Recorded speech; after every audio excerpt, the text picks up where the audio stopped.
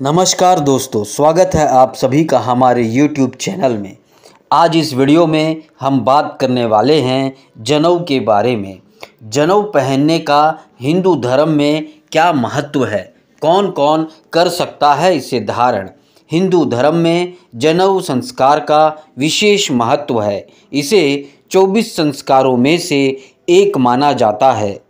जनेऊ संस्कार 10 साल से कम उम्र के बच्चों का किया जाता है।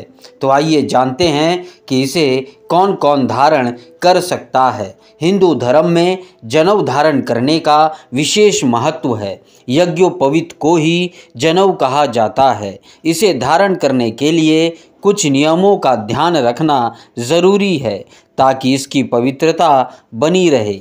प्राचीन काल से ही हिंदू धर्म में यज्ञोपवीत संस्कार को प्रमुख संस्कारों में से एक माना जाता है। क्यों होता है जनेऊ? जनेऊ 3 धागों वाला एक सूत्र होता है जिसे पुरुष अपने बाएं कंधे के ऊपर से दाईं भुजा के नीचे तक पहनते हैं। इसे देव ऋण, पितृ ऋण और ऋषि ऋण का प्रतीक माना जाता है। साथ ही इसे सत्य, रज और तम का भी प्रतीक माना गया है।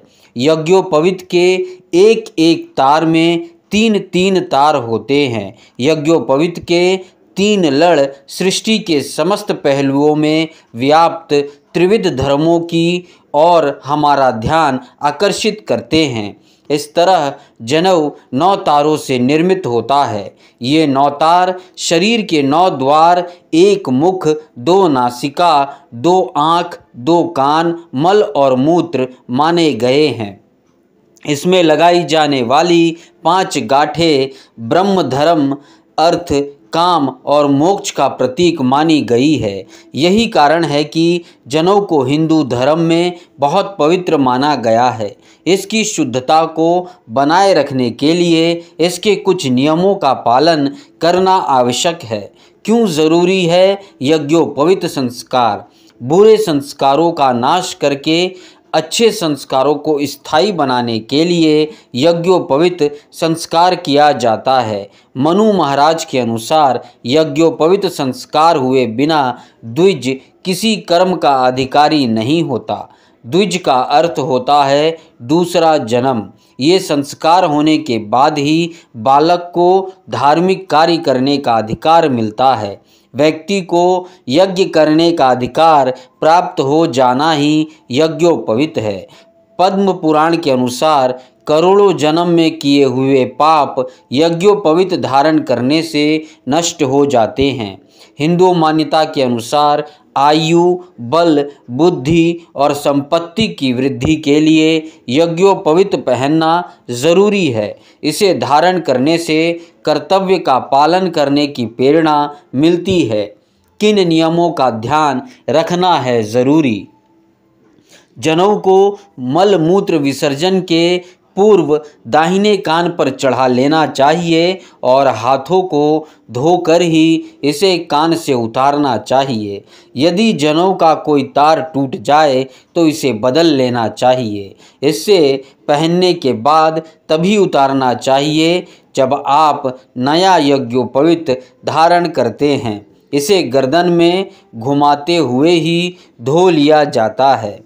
कौन धारण कर सकता है जनेऊ? जनेऊ का नाम सुनते ही सबसे पहली जो चीज़ मन में आती है वो है धागा। दूसरी चीज़ है ब्राह्मण। हमें लगता है कि केवल ब्राह्मण जनेऊ धारण कर सकते हैं, लेकिन ऐसा नहीं है। हिंदू धर्म में जनेऊ पहनना प्रत्येक हिंदू का कर्तव्य माना जाता है। हर हिंदू जनेऊ पहन सकता है बशर्त कि वह उसके नियमों का पालन करे। ब्राह्मण ही नहीं, समाज का हर वर्ग जनेऊ धारण कर सकता है। जनेऊ धारण करने के बाद ही द्विज बालक को यज्ञ तथा स्व अध्याय करने का अधिकार प्राप्त होता है। जनेऊ संस्कार के बाद ही शिक्षा का अधिकार मिलता है। तो क्या महिलाएं भी धारण कर सकती हैं जनेऊ?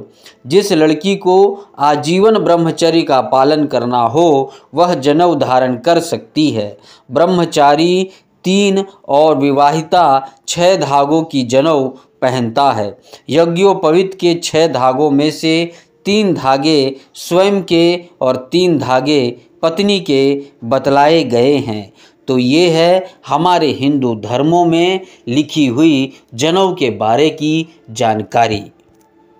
आशा है कि आप सभी को ये वीडियो पसंद आया होगा, और अगर ये वीडियो आपको पसंद आए तो चैनल को लाइक और सब्सक्राइब करना नहीं भूलिएगा।